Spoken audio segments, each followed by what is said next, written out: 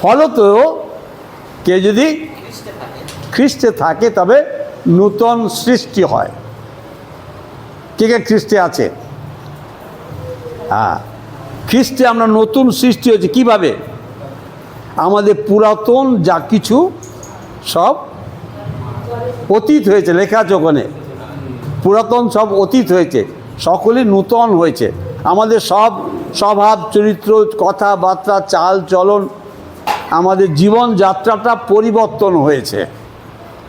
এখন এই পরিবর্তন যার হয়নি সে এখনো পর্যন্ত যিশুতে জন্ম লাভ করেনি। আমাদের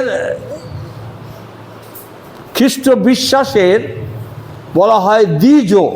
দ্বিজ মানে জানো? দ্বিজ, দ্বিজ, দ্বিজ অর্থে হচ্ছে দ্বিতীয়বার জন্ম হয়। খ্রিস্ট বিশ্বাসে আমরা আরেকবার জন্ম নিই পবিত্র আত্মার দ্বারা। এক বাবা মার ঔরসে জন্ম নিয়েছি সেটা মানুষ হিসাবে, এইবারে পবিত্র আত্মার দ্বারা আমরা জন্ম নিয়ে ঈশ্বরের পরিবারের সন্তান হয়েছে।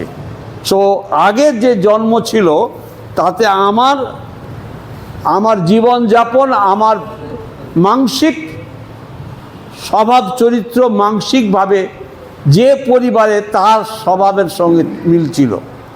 কিন্তু এখন আমরা খ্রিস্টেতে জন্মেছি, আমার স্বভাব চরিত্র জীবনযাপনটা খ্রিস্টের মতন হতে হবে। তাহলে আমাদের খ্রিস্টীয় জীবনে জন্মটা সফল হবে।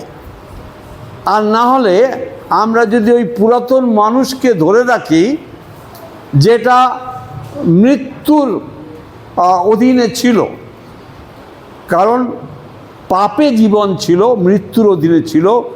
এখন পাপের জীবন নেই, পাপকে পরিত্যাগ করে আমরা নূতন জীবন লাভ করেছি। আত্মার যেমন মৃত্যু নেই, আত্মায় জন্ম করে আমরা আত্মিক হয়েছি এবং আমাদের আর মৃত্যু নেই। জন 3:16 কি বলছে? হ্যাঁ হ্যাঁ হ্যাঁ, এই পদগুলো মুখস্থ রাখবে। ঈশ্বর জগৎকে এমন প্রেম করলেন যে আপনার একজাত পুত্রকে দান করলেন, যেন যে কেউ তাতে বিশ্বাস করে সে বিনষ্ট না হয়, অর্থাৎ মৃত্যু না হয়, কিন্তু অনন্ত জীবন পায়। আমাদের জীবনে এই মানসিক জীবনটা হচ্ছে ক্ষয়ের জীবন। এটা ক্ষয়ে যাবে, এটা মরে যাবে, এটা থাকবে না। কিন্তু যে আত্মায় যে জন্মেছি সেই যে জীবনটা সেটা অক্ষয়, তার কোনো মৃত্যু নেই, তার কোনো, সেটা অক্ষয়। এবং সেটা কি করে অক্ষয় থাকবে আজকে সেই বিষয়ে আমরা দেখব। এবং কি করে আমরা ওই শিশু থেকে আমরা বৃদ্ধি পাব। আমি এটাকে বানিয়েছি এইভাবে যে আমাদের হাতে কটা আঙুল আছে? হ্যাঁ, 6টা। তা এই 5টা আঙুলের দ্বারা আমরা আমাদের জীবনকে আমরা বিশ্লেষণ করব। 5টা আঙুলের দ্বারা আমরা জানি কোন আঙুলটাকে কি বলে। এটাকে কি বলে? হ্যাঁ হ্যাঁ, এইটা ভেরি গুড। কি বলে সকলে বলো? আমরা জানি না, না? হ্যাঁ, আমরা অনেকে জানি না এই 5টা আঙুলে কোনটা কি। এটা কি? মধ্যমা। হ্যাঁ, আর এইটা? হ্যাঁ, অনামিকা। Very good. হ্যাঁ, বা ইংরেজি বলতে হবে না বাবা, আমরা সব বাঙালি লোক। মানে অনেকে খ্রিস্টান হলে ইংরেজি বলে বেশি। আর এটা? হ্যাঁ, কনিষ্ঠা। রাইট। এই 5টা আঙুল দিয়ে আমরা দেখব। প্রথম হচ্ছে কি? এটা, হ্যাঁ, এইটাকে আমরা বলি যে একটা শিশু যখন জন্মায় সে মরা কি বেঁচে আছে কি করে বুঝে? কাঁদবে। রাইট। আমাদের জন্মেতে, খ্রিস্টেতে জন্মের সময় কান্না হয়। কি জন্য কাঁদে জানো? হ্যাঁ হ্যাঁ, না, সেটা হচ্ছে মানসিক যে জন্ম, শিশু যখন মায়ের পেট থেকে বেরিয়ে আসে সে কাঁদে। আর আমাদেরও শয়তানের অধীন থেকে যখন আমরা খ্রিস্টের অধীনে আসি, শয়তান মানে মৃত্যু, সমস্ত যন্ত্রণা, সেখান থেকে যখন বেরিয়ে আসি, ওই অন্ধকারের জগৎ থেকে যখন আমরা আলোর জগতে আসি, আলোর সন্তান হই, তাই জন্য কান্না।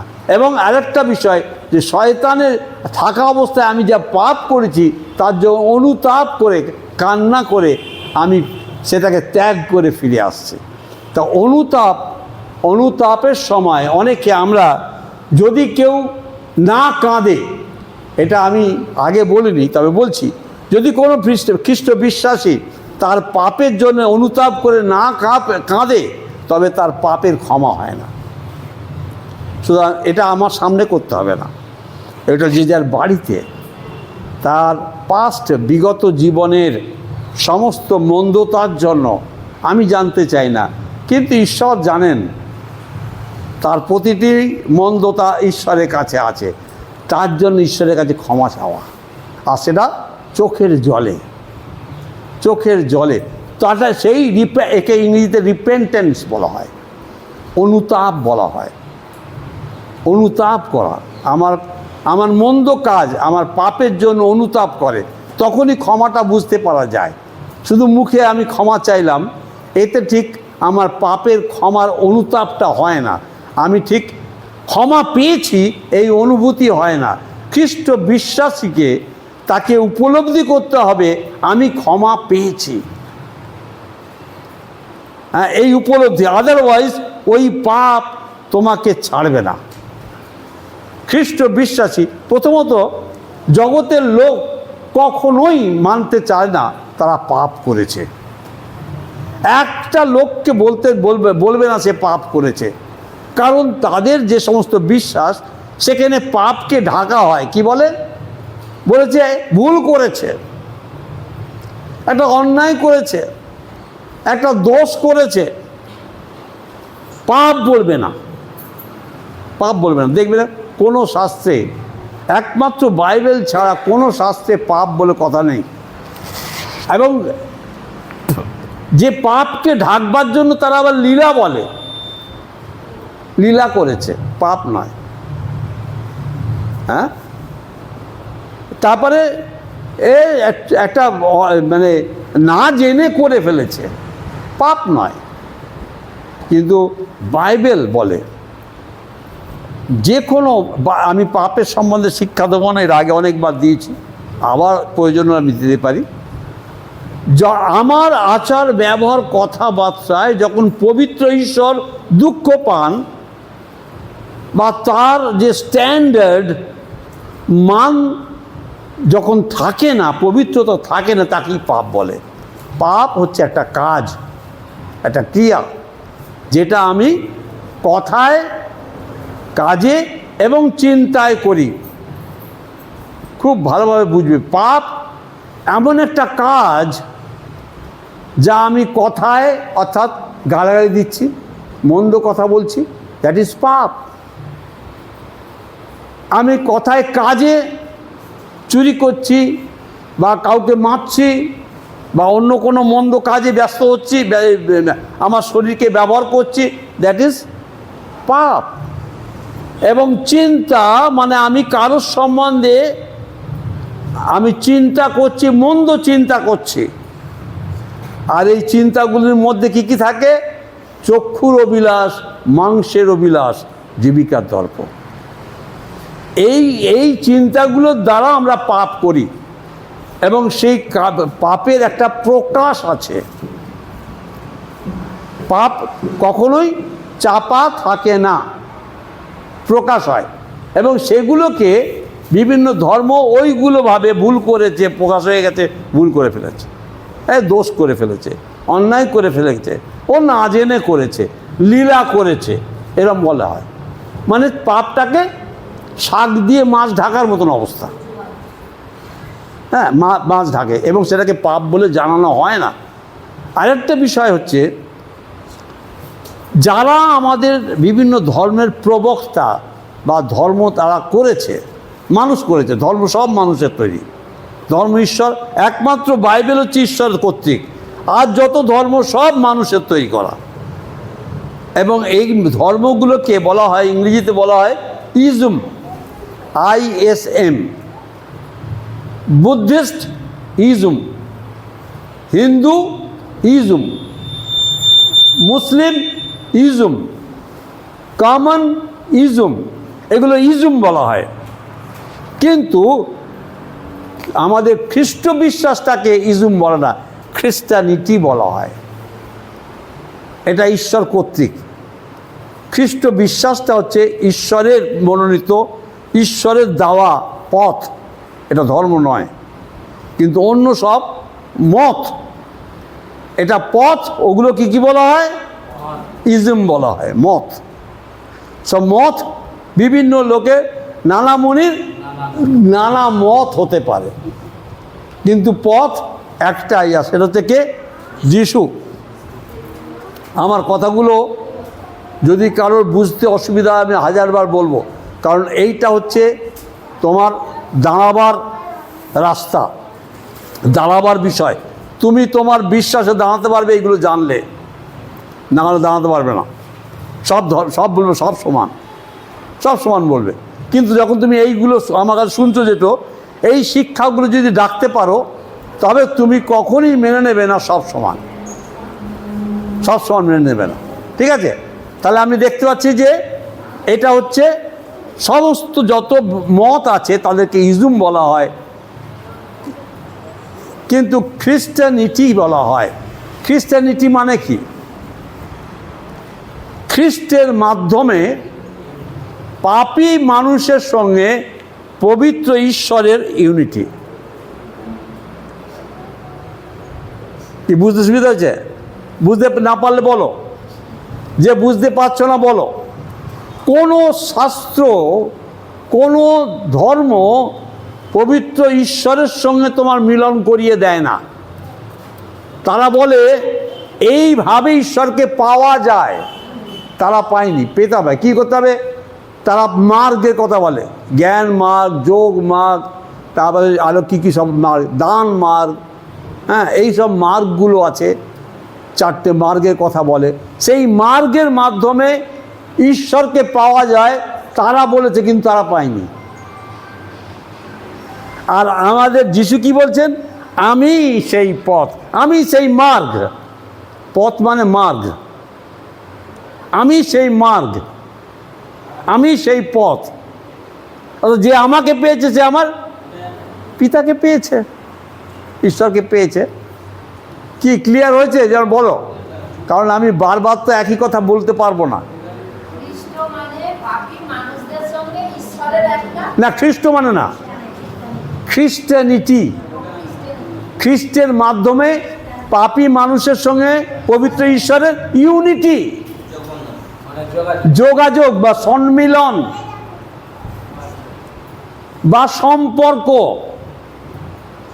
পবিত্র ঈশ্বরের সঙ্গে পাপী মানুষের সম্পর্ক হচ্ছে খ্রিস্টানিটি। কি বুঝতে পারছো? হ্যালো, কেউ বুঝতে না পারলে বলো, পরিষ্কার বোঝার চেষ্টা করো। কোনো শাস্ত্রে, কোনো ধর্মে ঈশ্বরের সঙ্গে মিলনের বিষয় বলা হয়নি। তাদের বলা হয়েছে তুমি এই করলে পরে ঈশ্বরকে পাবে,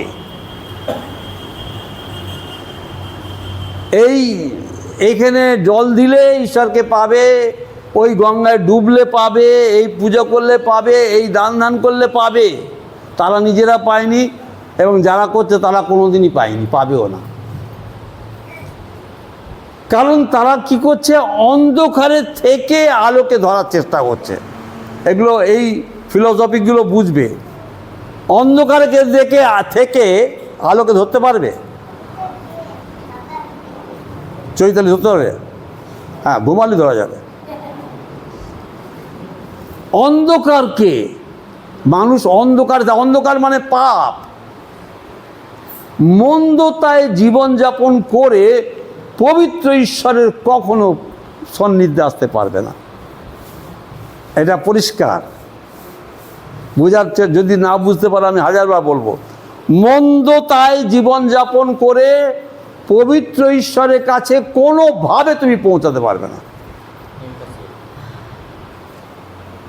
মন্দতা মানে পাপ বা অন্ধকার, অন্ধকার কখনোই আলোকে গ্রাস করতে পারে না, বরং আলো কি করে? সেই জন্য যিশু কি করলেন? পৃথিবীতে এলেন আমাকে তোমাকে পথ দেখাতে। আলো যিশুকে বলছে, তুমি আমাকে তোমাকে ঈশ্বর যখন আলোকিত করেন, তিনি আমাদেরকে ব্যবহার করেন। আমার আলো নয়, ঈশ্বরের আলো, ঈশ্বরের পবিত্র আত্মা আমার সঙ্গে কথা, আমাকে ব্যবহার করে, আমি নই। ক্লিয়ার হয়েছে কি? পরিষ্কার না হলে বলো। এই যে ঈশ্বরের পথে যখন চলবে, পবিত্রভাবে চলবে, তুমি পারবে না যতক্ষণ না ঈশ্বরকে তুমি সঙ্গে নিচ্ছ। আলোকে যখন না নিচ্ছ, তুমি আলোয় চলতে পারবে না। তোমার কথাবার্তায় মন্দতা এসে যাবে, চাল চলনে মন্দতা এসে যাবে, কারণ তুমি আলোকে এখনো নাওনি। তো তুমি যখন আলোকে নেবে, তখন তুমি আলোতে চলতে পারবে। আর এইটা হচ্ছে আলোকে নেওয়া, মানে খ্রিস্টকে আমার ত্রাণকর্তা বলে গ্রহণ করা। আমরা জানি প্রথম করিন্থীয় তার 1 অধ্যায় 16-17 পদে কি বলছে? তুমি কি জানো না তোমার হৃদয় পবিত্র আত্মার মন্দির, আর আমি ওখানে বাস করতে চাই। এখন যতক্ষণ না আমি যিশুকে আমার ত্রাণকর্তা বলে গ্রহণ করছি, গ্রহণ মানে অ্যাকসেপ্ট করছি, ততক্ষণ আমার হৃদয়ে শয়তান রাজত্ব করছে। এবং সেই জন্য রোমীয় তার 7 অধ্যায় 14 পদে 19 পদে কি বলছে? আমি যা করতে চাই না সেটা করছি, যা বলতে চাই না সেটা বলছি। কারণ আমি করছি তা না, কিন্তু আমার মধ্যে বাসকারী শয়তান তা করাচ্ছে। ক্লিয়ার হয়েছে? বুঝতে না পারলে বলো। হ্যাঁ, কি বলছে? বাক্য খেতে হবে বলছে এখানে, কি সেই বাক্য পাওয়া গেল এবং ভক্ষণ করলাম, মানে খেলাম। তা আমরা এই সহভাগিতায় যত বেশি পারবো আসবো, যত বেশি পারবো ঈশ্বরের বাক্য পড়ব এবং ধ্যান করব। এবং এগুলো কি করবে? আমার শরীরকে, আত্মিক শরীরকে বলবান করবে। আমরা যারা সহভাগিতায় যাই না, আমরা যারা ঈশ্বরের বাক্য পড়ি না, ধ্যান করি না, আমরা আত্মিকভাবে দুর্বল হই। যে কোনো সময় শয়তানের যে কোনো পরীক্ষায় আমি পড়ে যাই, কারণ আমি ওই দুধ খাইনি। প্রথম পিতর 2 অধ্যায় 2 পদে কি লেখা আছে?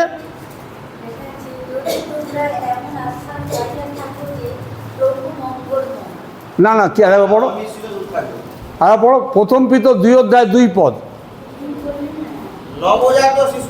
হ্যাঁ, নবজাত, তোমরা নূতন জন্মপ্রাপ্ত শিশু, পারমার্থিক অমিশ্রিত দুগ্ধের লালসা করো। কি বুঝতে পারছো? এবারে কি বুঝেছ? তোমরা সব নোট নাও, দরকার তোমাদের নোট নিতে হবে। হ্যাঁ, যে একজন আমরা মানুষ বৃদ্ধি পাবে আত্মিকভাবে তখনই যখন এই পারমার্থিক বিশুদ্ধ এই দুধ, অর্থাৎ ঈশ্বরের এই বাক্যকে আমি পান করব, আমি খাবো, আমি বলবান হব। যত খাবো তত বলবান হব।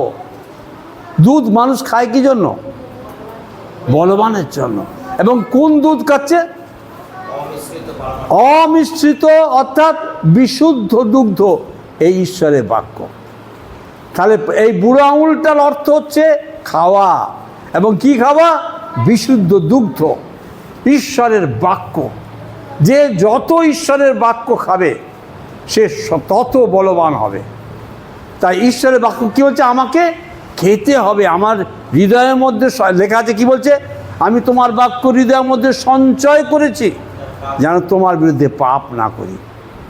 শয়তানকে পরাজিত করতে গেলে এই দ্বিধার খড়গ, ইব্রিয় তার 4:12 কি বলছে?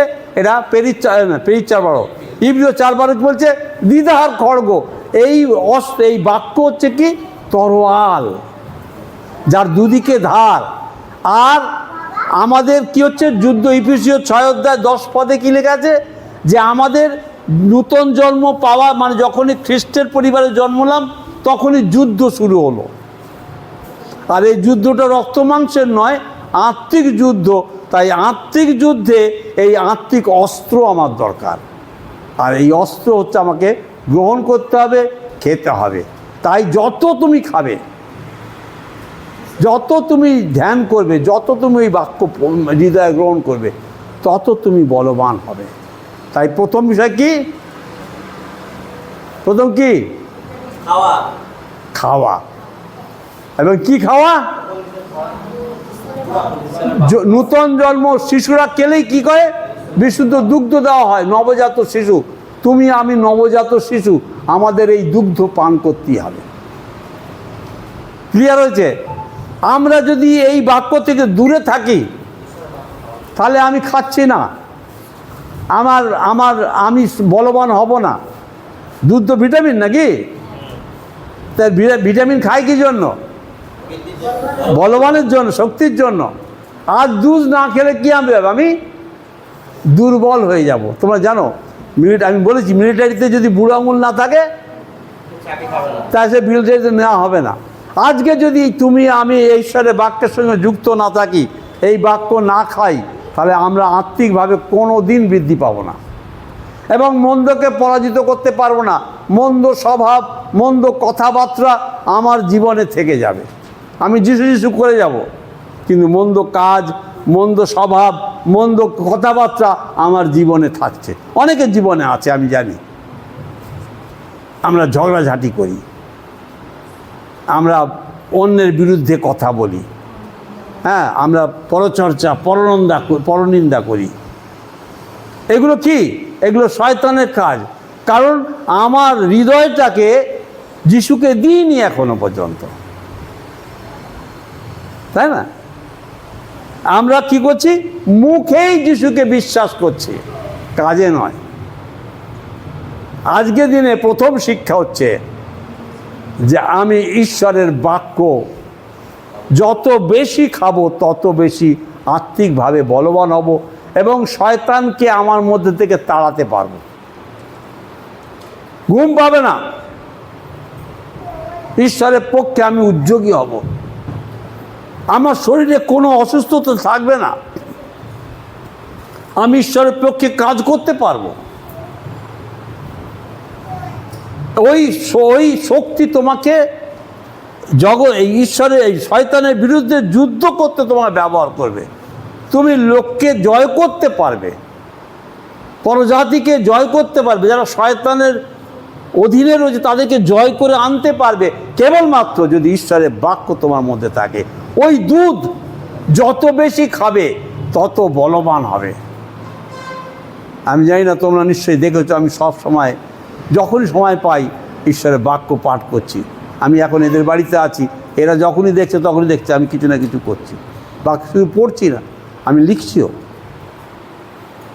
আমি যত বেশি, আমি জানি ওইটাই একমাত্র আমার শক্তি। ঈশ্বরের বাক্যই আমার শক্তি, আমার অর্থ শক্তি নয়, আমার এই শরীর শক্তি নয়, আমার সম্পদ শক্তি নয়। একমাত্র শক্তির উৎস কোনটা? ঈশ্বরের বাক্য। বি কেয়ারফুল ভাই বোন। আমি যদি শয়তানকে পরাজিত করে বিজয়ী জীবন যাপন করতে চাই, আমি খ্রিস্টতে বিজয়ী জীবন যাপন করতে চাই, তাহলে ঈশ্বরের বাক্য আমাকে রাত দিন খেতে হবে। এবং শুধু খেতে না, এটাকে ডাইজেস্ট করতে হবে, অর্থাৎ খেয়ে হজমও করতে হবে। কি করে হজম করে দেখেছো? গরু কীভাবে হজম করে? Yes, very good. আমি শিখেছি। আমি যেটা পড়ি, রাত দিন ওটা চিন্তাই করি, পকেটে রেখে দিই। দেখি আমার কাছে এরকম কাগজ কত দেখতে পাবে, এরকম সব লেখালেখি কাগজ কত,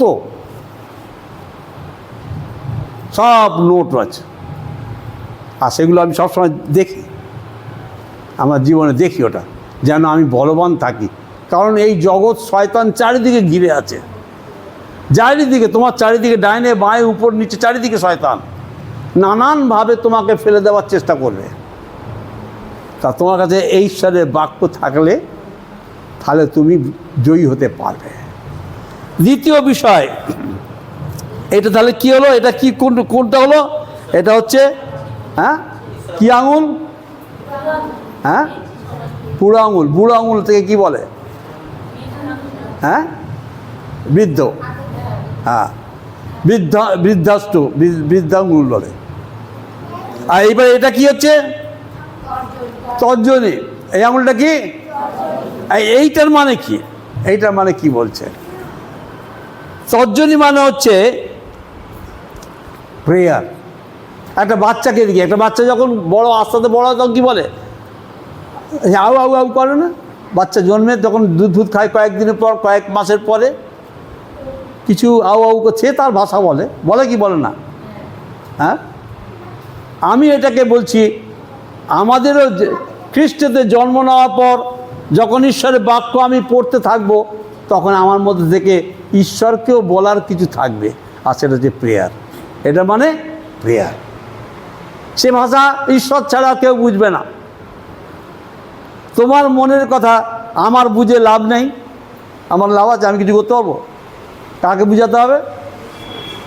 তুমি অলরেডি ঈশ্বরের পরিবারে জন্মেছো, তবে ঈশ্বর বাবার সঙ্গে তোমার কথা বলতে হবে। মায়ের কোলে শিশু কি বলছে না বলছে অন্য কেউ বোঝে না, মা বোঝে, তাই না?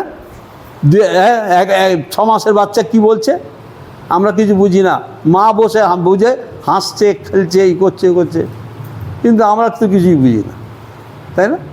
ঠিক তাই যারা খ্রিস্টতে জন্ম নিয়েছে তারা যখন ঈশ্বরের সঙ্গে কথা বলবে, ঈশ্বরই বুঝবেন। সে কি বলবে না বলবে ঈশ্বর জানেন, এবং এটা বলা আমাদের দরকার।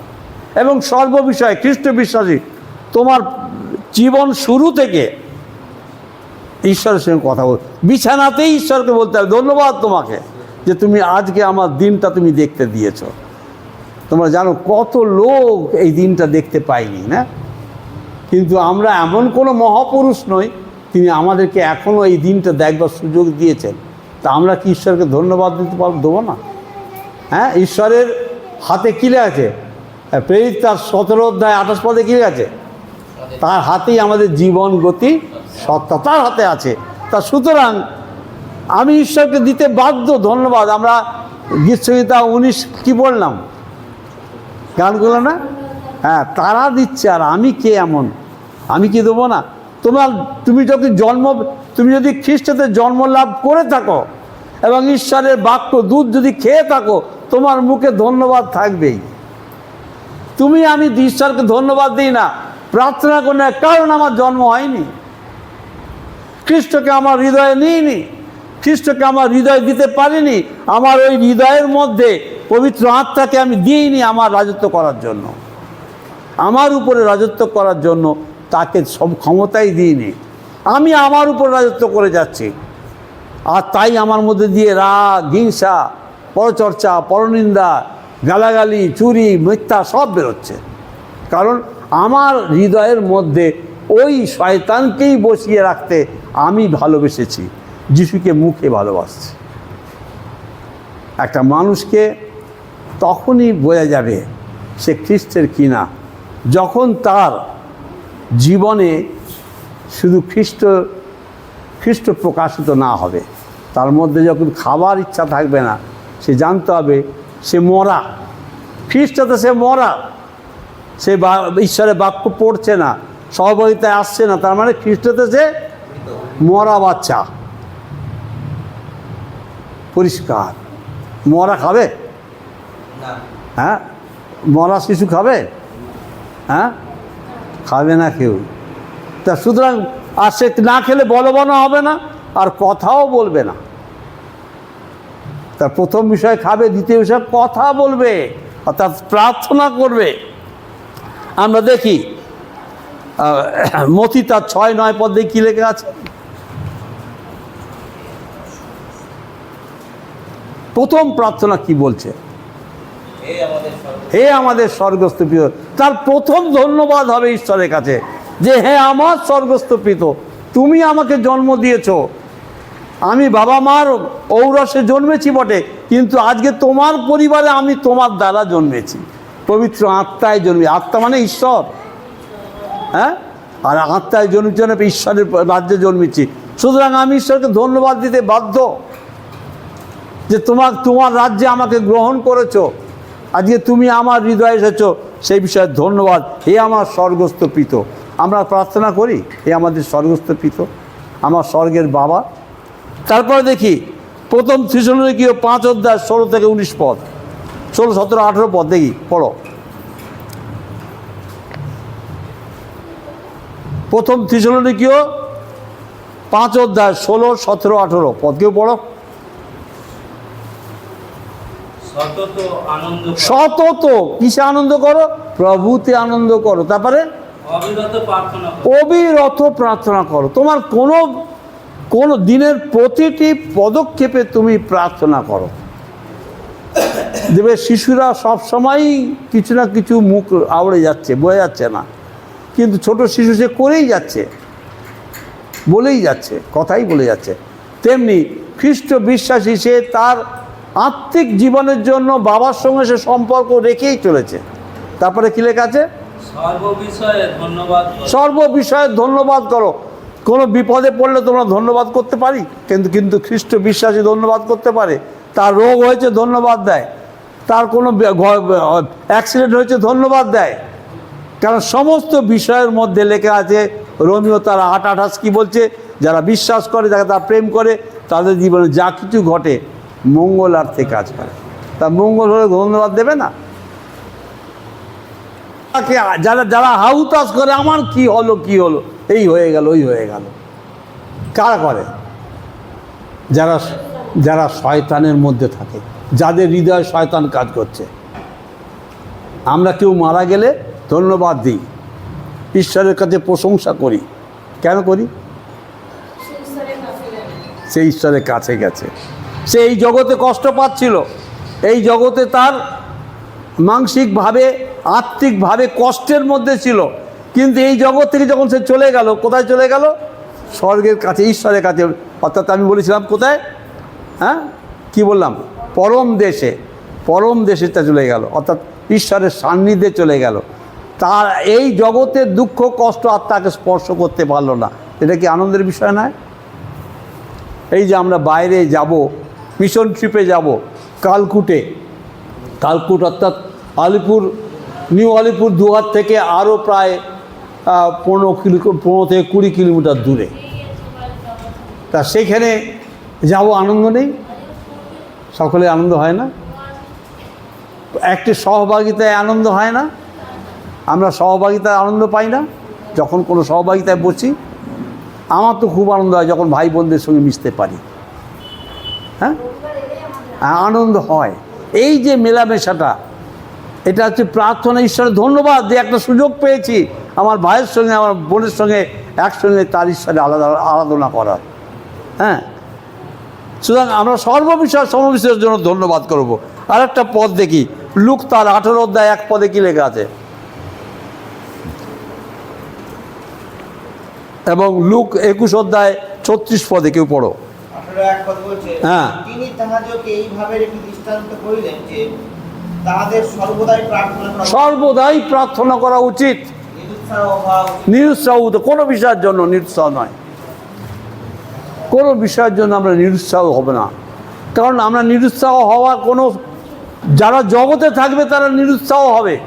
জগৎকে নিয়ে যারা বাঁচতে চায়, জগতের জিনিসকে হারালে তারা নিরুৎসাহ হয়ে পড়ে। কিন্তু আমাদের জগতের কিছুই আমার নয়, সুতরাং এ হারালে আমাদের দুঃখ বা আমাদের দুঃখ করার বা নিরুৎসাহ হওয়ার কোনো ব্যাপার নয়, কারণ এটা আমার নয়। আর লুক 21:36 কি লেখা আছে? কিন্তু তোমরা সর্বসময় জাগিয়া থাকো এবং প্রার্থনা করো। এবং সর্বসময় আমরা দেখতে পাচ্ছি এই আঙুলটার অর্থ হচ্ছে সর্বদা ঈশ্বরের সঙ্গে যোগাযোগ রাখো, প্রার্থনা করো। যোগাযোগ কিসে থাকবে? প্রার্থনা। এটা মানে বাক্য খাওয়া, মানে ঈশ্বর আমার সঙ্গে কথা বলছেন। আর এটা মানে আমি ঈশ্বরের সঙ্গে কথা বলছি। তাহলে বুঝতে পারছো যোগাযোগটা রয়েছে। ঈশ্বর আমার সঙ্গে কথা বলছেন যখন খাচ্ছি, ঈশ্বরের বাক্য পড়ছে, এটা ঈশ্বরের বাক্য। অর্থাৎ আমি যখন পড়ছি ঈশ্বর আমার সঙ্গে কথা বলছেন, আর আমি যখন প্রার্থনা করছি তখন আমি ঈশ্বরের সঙ্গে কথা বলছি। তাহলে উভয়ের সঙ্গে কি হচ্ছে? ফেলোশিপ, সম্পর্ক রয়েছে। এবং এতে কি হচ্ছে? আমি তুমি বলবান হচ্ছি। কারণ যিশু কি বলেন? আমি তোমার সঙ্গে সঙ্গে আছি। আর এই খাওয়া এবং বলাতে তিনি আমার সঙ্গে রয়েছেন, আমার সমস্ত পরিস্থিতিতে তিনি আমার সঙ্গে রয়েছেন। Get it? পেয়েছো পড়তে, বুঝতে পারছো? এরপরে এটা কি মধ্যমা নাকি? এটা কি সব থেকে কী আছে? লম্বা। যদিও আমার এখানে আমি একটা দায়ের কোপ খেয়ে গেছি, আমার ভেঙে গেছে না, আমার বাঁকা আছে, এখানে একটা দায়ের কোপ লেগেছে, আমার কাটা আছে, আঙুলটা সোজা হয় না। ঠিক আছে, কিন্তু এটা সব থেকে বড়। মানে কি? যখন তুমি খাবে এবং প্রার্থনা করবে, ঈশ্বর ঈশ্বর ঈশ্বর তোমার সঙ্গে কথা বলবেন আর তুমি ঈশ্বরের সঙ্গে কথা বলবে, তখন এটা বৃদ্ধি পাবে। এই বড়টা মানে বৃদ্ধি পাওয়া, মধ্যমা মানে মানে আত্মিকভাবে তুমি বৃদ্ধি পাচ্ছ। একটা ছোট শিশু যত খাবে, কথা বলবে, তত বৃদ্ধি পাবে না? একটা মায়ের কোলে যত সে দুধ খাচ্ছে, যত সে কথা বলছে, আস্তে আস্তে একটা শিশু কী হয়? বৃদ্ধি পায়। আর যদি আমার তোমার বৃদ্ধি না হয় তাহলে কি? যদি শিশু বৃদ্ধি না পায় তাহলে কি হবে? বাবা মা দুঃখের কারণ থাকে না। তুমি আমি যখন আত্মিকভাবে বৃদ্ধি না পাই, তখন ঈশ্বর দুশ্চিন্তায় থাকেন যে এই ছেলেটাকে পবিত্র আত্মায় জন্ম দেওয়া হয়েছে কিন্তু বৃদ্ধি পাচ্ছে না। তখন বাবা হিসাবে আমারও খুব কষ্ট হয় যে এটা আমার বিকলাঙ্গ ছেলে হয়েছে, এই ছেলেটা বিকলাঙ্গ, অ্যাবনর্মাল, তাই এর বৃদ্ধি হচ্ছে না। সারা বছরই কোলে কোলে নিয়ে ঘুরতে হচ্ছে। দেখেছো অনেকের ছেলে হয়, হ্যাঁ, সারা জীবন তাকে কোলে করে নিয়ে বেড়াতে হয়। অনেক আমাদের খ্রিস্ট বিশ্বাসী আছে, সারা জীবনই কোলে করে নিয়ে বেড়াতে হচ্ছে, মানে কি? তারা অ্যাবনর্মাল ছেলে। ঠিক আছে, তাহলে এইটা বৃদ্ধি পাবে তখন যখন খাবো এবং বলবো। ঠিক আছে। তৃতীয়, এটাকে রিং ফিঙ্গার, মানে এটাকে বলা হয় অনামিকা। আমরা দেখি, আমরা বৃদ্ধির কতগুলো পদ দেখি মিডল ফিঙ্গারে। কলসীয় তার 1 অধ্যায় 9 থেকে 11 পদ পড়ো, এবং একজন ইফিসীয় 4 অধ্যায় 15 পদ পড়ো। কলসীয় 1 অধ্যায় 9 থেকে 11 পদ। এই কার ফোন?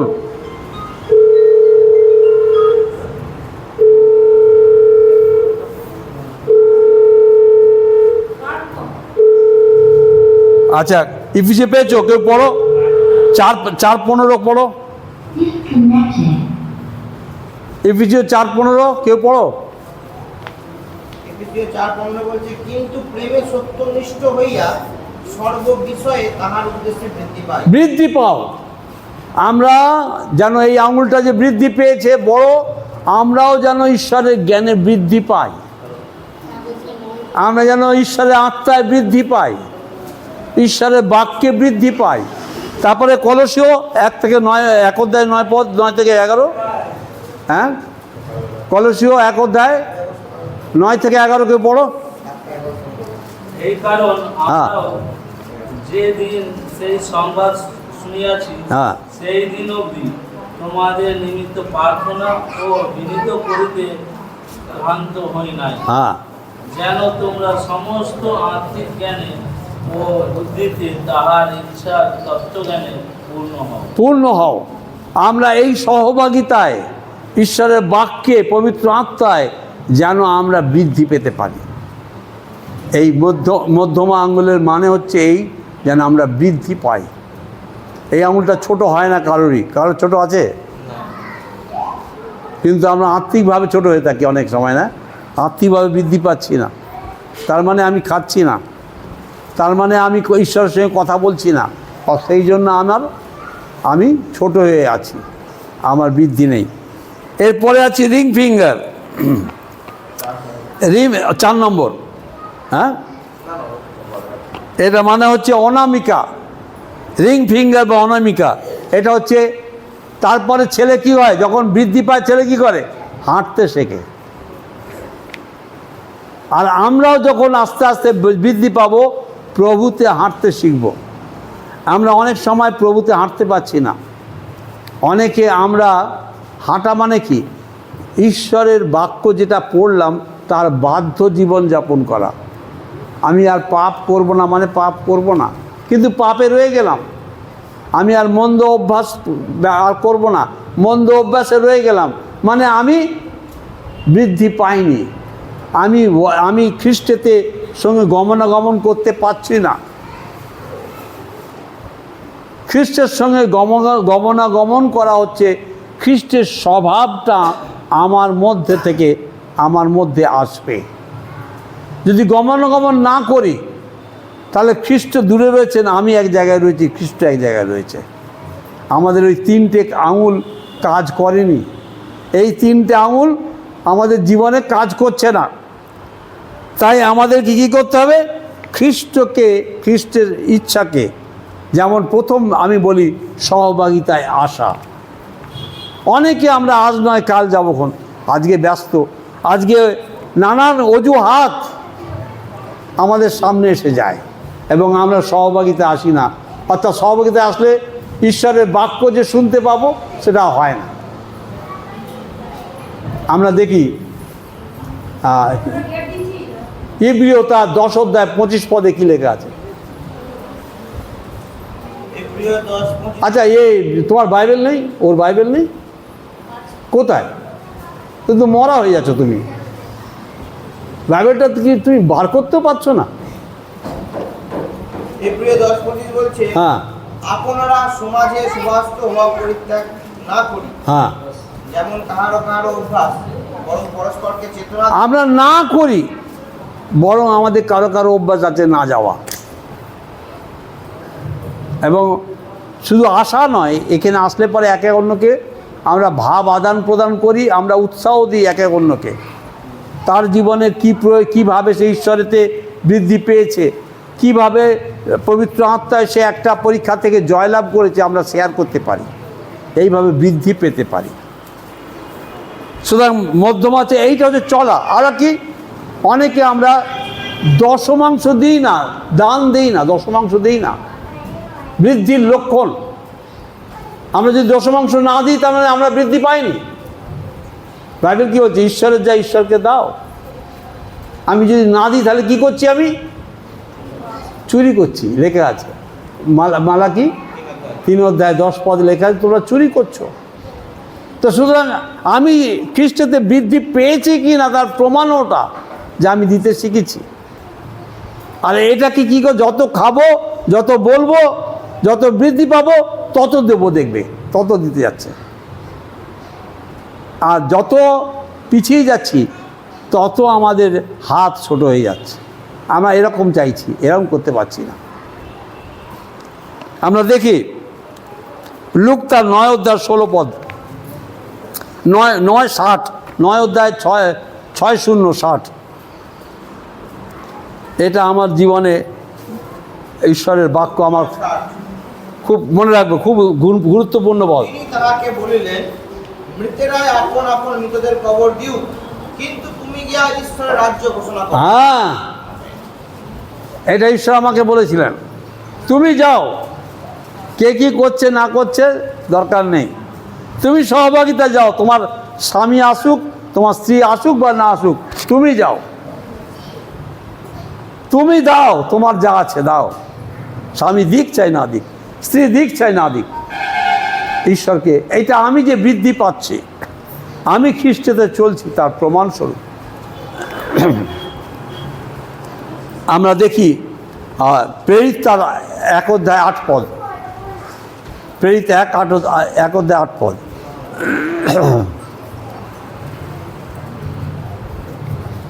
প্রেরিত তার 1 অধ্যায় 8 পদ কি আছে?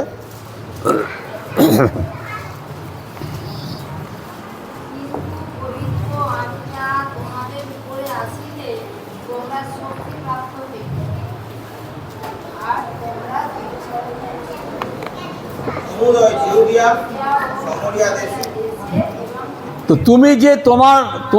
তুমি যে প্রভু যিশুকে তোমার হৃদয়ে গ্রহণ করেছো, তার প্রমাণ বৃদ্ধি পেয়েছো, তার প্রমাণ হচ্ছে আমি যখন আমার পাড়ার প্রতিবাসীর কাছে যিশুর সাক্ষ্যটা দিচ্ছি। অনেক সময় আমি দিই না, হ্যাঁ ভাই যা বলছো তাতেই রাজি হতে যাচ্ছি, আমি কম্প্রোমাইজ করে নিচ্ছি। তার মানে কি, পবিত্র আত্মাকে আমার মধ্যে দিয়ে নিয়ে আসবেন, সেই শক্তিটা আমি ধারণ করতে পারিনি। পবিত্র আত্মার শক্তি সমস্ত মৃত্যু, শয়তানের সমস্ত কর্তৃত্বের উপরে জয়লাভ করেছিল, প্রতিষ্ঠিত হয়েছিল। যদি পবিত্র আত্মায় চলি, যে কোনো পরিস্থিতিতে আমি জয়লাভ করতে পারবো, কম্প্রোমাইজ করব না। আর এইগুলো সহভাগিতা, ঈশ্বরের বাক্য পাঠ গ্রহণ করা এবং আত্মায় চলা, প্রার্থনা করা, এগুলোর দ্বারাই আমি আমার জীবনে এগুলো আমি বলবান হই। লোক, একটা শিশু হাঁটতে শেখে, পড়ে যেতে পারে, পড়ে যাবে, কিন্তু সে হাঁটবে, আবার চলবে। একটা বাচ্চা ছেলে হাঁটতে যখন শেখে, অনেকবার পড়ে যায়, কিন্তু আমাদের জীবনেও আমরা পড়ে যেতে পারি অনেক সময়। অনেক সময় ভাবি, আরে যদি দশমাংশ দিই আমার সংসার চলবে কিনা, হতে পারে। কিন্তু যিশু বলছেন ওখানে কি লেখা আছে, পরীক্ষা করে দেখো দিই কিনা, দেখো। সুতরাং আমি পড়ে গেছি, আবার দিয়ে দেখি। আমরা অনেক সময় পিছিয়ে যাই, কারণ ঈশ্বরের বাক্য আমাকে, ঈশ্বরের পবিত্র আত্মা এবং বাক্য আমাকে সাহস বা আমাকে বল দেয় না। তাই এরপরে পঞ্চমটাকে বলা হয় রিপ্রোডাক্টিভ, অর্থাৎ আমাদের বৃদ্ধি পায়। হ্যাঁ, এটা কি বলা হয়, কনিষ্ঠ, এটা শেষ। তুমি যখন তোমার সাক্ষ্য বহন করবে, এই আমাদের কি বলে, এই অনামিকা দিয়ে, তখন এইটা হতে বাধ্য হবে। একটা শিশু যখন বৃদ্ধি পায়, যুবক হয়, যুবকের পরে তার বিবাহ হয় এবং তার বংশ বৃদ্ধি হয়। আমরাও যদি আত্মায় বৃদ্ধি পাই এবং প্রভুতে চলতে পারি, আস্তে আস্তে আমার মধ্যে দিয়েও বংশ বৃদ্ধি হবে এবং অনেক আত্মা প্রভুতে আসবে।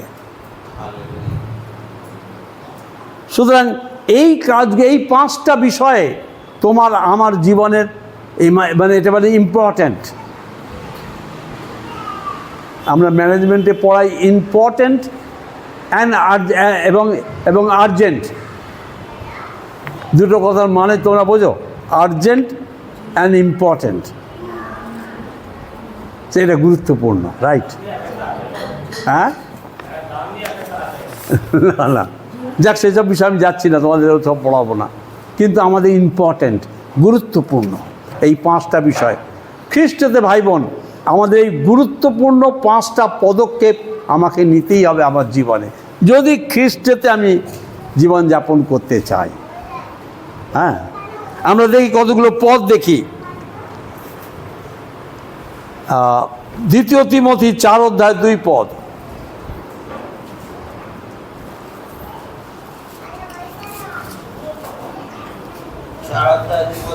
তুমি বাক্য প্রচার করো, হ্যাঁ, সময়ে অসময়ে কার্যে অনুযুক্ত হও, হ্যাঁ, সম্পূর্ণ সহিষ্ণুতা ও শিক্ষা দান পূর্বক অনুযোগ করো, ভর্ৎসনা করো, চেতনা দাও।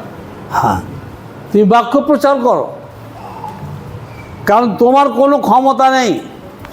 বাক্য দ্বিধার খড়গ, বাক্য বীজ রূপ, ও কখনো নিষ্ফল হয়ে ফিরে আসবে না। হ্যাঁ, অনেক সময় আমার প্রথম জীবনে কি করতাম, বা আমি প্রত্যেকে শিখাই, প্রথমে কি হয়, ট্র্যাক্টিং করা, অর্থাৎ ওই ট্যাক্স বিলি করা। রাস্তাঘাটে, ঘরে বাইরে, যেখানে খুশি ট্যাক্স বিলি করে যাও। আর ওই ট্যাক্স কখনো কখনো ঈশ্বরের আত্মা কখনো কখনো তাদের জীবনে কাজ হবে, কেউ হয়তো ফেলে রেখে দিয়েছে। এরকম অনেকে আছে জীবনে, আমাদের সাক্ষ্য শুনতে পাই, সে ট্যাক্স পেয়েছিল, গিয়ে রেখে দিয়েছে, পড়েনি, কিন্তু জীবনে কোন একটা মুহূর্তে তার মনে পড়েছে, বা ঘর পরিষ্কার করতে করতে পেয়েছে, আর তখন পড়ে তার মন পরিবর্তন হয়েছে। তোমরা নিশ্চয়ই জানো, এই বাইরে এরকম অনেক জীবনে আমার অনেক সাক্ষ্য আমার কাছে আছে। আমি একটা, আমাদের এখানে এসেছিল অনিল আদককে চেনো? বাউরিয়াতে যে আছে অনিল আদক, ও একটা মাতাল ছিল এবং সিপিএমের একটা বড় নেতা ছিল। বহু লোককে মারধর করেছে, আর ওইখানে একটা মিল আছে, সেই মিলেতে ও কাজ করত। কালী পুজো করতো, তার ঘরে কালী ঠাকুরও ছিল। আর তাকে ট্যাক্স দেওয়া হয়েছিল, সে নিয়ে গিয়ে মাতাল অবস্থায় নিয়ে গিয়ে ওই কালী মন্দিরের তার মন্দিরে কোনো একটা জায়গায় রেখে দিয়েছিল। কোনো একটা কারণে সে খুব দুঃখ পেয়েছে আর খুব করে মদ ফদ খেয়েছে, খেয়ে ওই কালী ঠাকুরের কাছে এসে শুয়ে পড়ে মা মা করছে, কখন ঘুমিয়েও গেছে। ওর স্ত্রী ছিল, 2 ছেলে মেয়ে আছে, সবই আছে, এবং ঘুমিয়ে পড়েছে। যখন জ্ঞান হয়েছে তার সেই মনের কষ্টটা তখন তার বেশিভাবে তাকে কষ্ট দিচ্ছে। আর সেই সময় ওই কাগজটাতে সে পেয়েছিল, যিশুর একটা ট্যাক্স পেয়েছিল, সে কবে পেয়েছে সেও জানে না।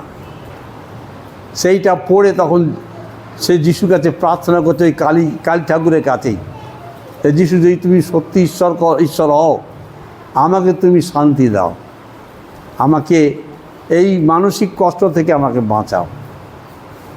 এবং তার সামনে যিশু তাকে দর্শন দেয় এবং তার সম্পূর্ণ জীবন পরিবর্তন হয়ে যায়। এবং পরিবর্তন হয়ে যাওয়ার পর সে আর পুজো করছে না, আর কিছু করছে না। তার বউকে বলছে, বউ বলছে তুমি আমার ঘরে ঢুকবে না, আমার ঘরে ঠাকুর আছে। ওই বারান্দায় এরকম খাবার ঠেলে দিচ্ছিল, এই নাও খাবার খাও, আর ওই বারান্দায় থাকো, ঘরে ঢুকবে না, আমার ঘরে ঠাকুর আছে। এরমভাবে সে চোখের জলে ওই বারান্দায় পড়ে পড়ে কাঁদতো আর ওই প্রভুর কাছে প্রার্থনা করতো, তাকে ঘরে ঢুকতে দিত না। কিন্তু একদিন প্রভু আশ্চর্য কাজ করে, তার স্ত্রী পরিবর্তিত হলো, সেই মন্দির আর তার নেই। তার স্বামী স্ত্রী এখন প্রভুর জন্য সেবা করছে। আমার থেকে একটু বড় অনিল আদক, সে এখন কোন একটা যে আমার ঘরে ঢুকবে না, আমার ঘরে ঠাকুর আছে, তুমি অপবিত্র হয়ে গেছো, ম্লেচ্ছ হয়ে গেছো। সে মদ ফদ খাওয়া, সমস্ত মন্দতা, পার্টি ফাটি সব ছেড়ে দিল দিয়ে যিশু। আজও সে বেঁচে আছে আমাদের মিশনে, কিন্তু সেই তার জীবনেই কাজ হয়েছে। কারণ ঈশ্বর ছাড়া মানুষ কিছু করতে পারে না। আমরা যদি পড়ি ঈশ্বরের বাক্য, আমি খাই এবং কি করি, বলি এবং বৃদ্ধি পাই এবং চলি, বাক্যানুসারে চলি।